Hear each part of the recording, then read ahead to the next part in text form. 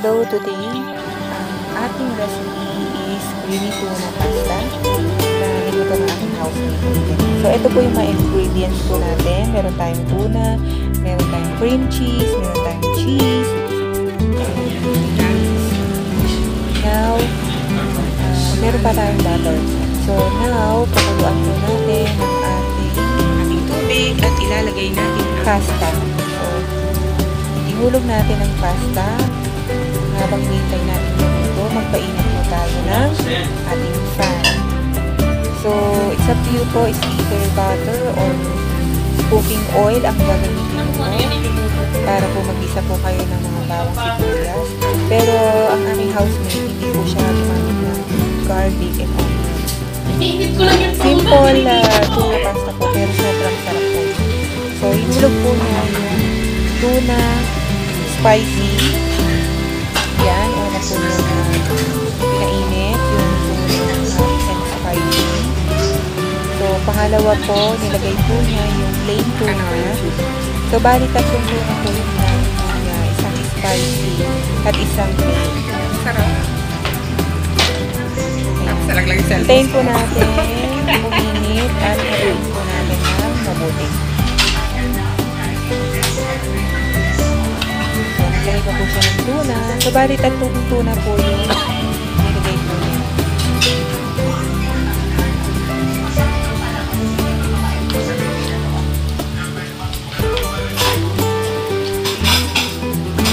So, ayan. So, mas maraming tuna, mas masarap po yung tuna pasta po natin. So, lalong-lalo na po, pag nilagay niyo po siya ng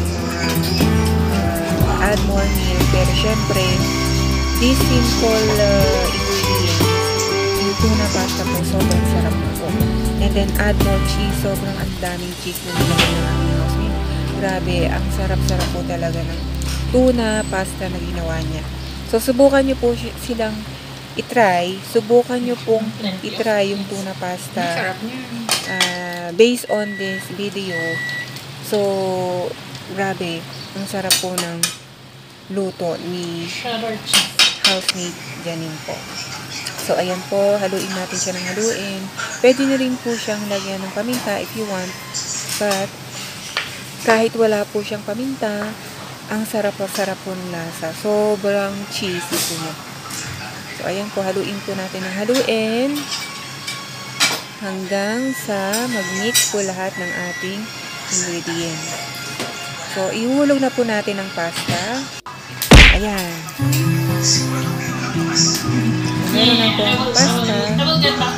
So, habang nilalagay po natin ang ating pasta, so, hahaluin po rin natin ito na mabuti.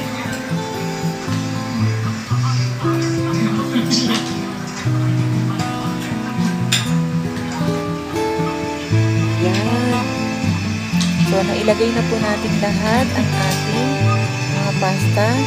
Now, kailangan po natin siyang haluin mabuti hanggang sa mamix po lahat ng ating mga ingredients.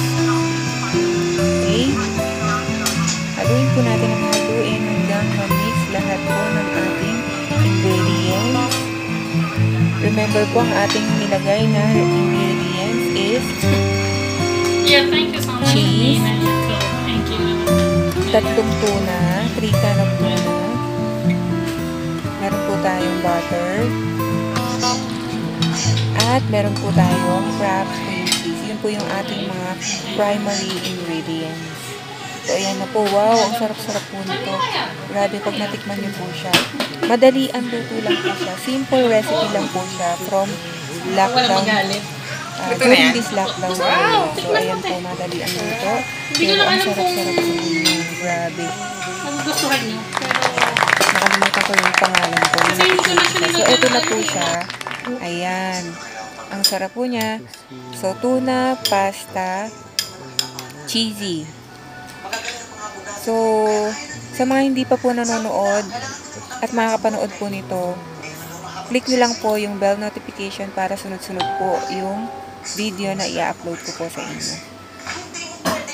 So, ayan. Thank you for watching. Please subscribe on my YouTube channel, Joswelto on TV. See you!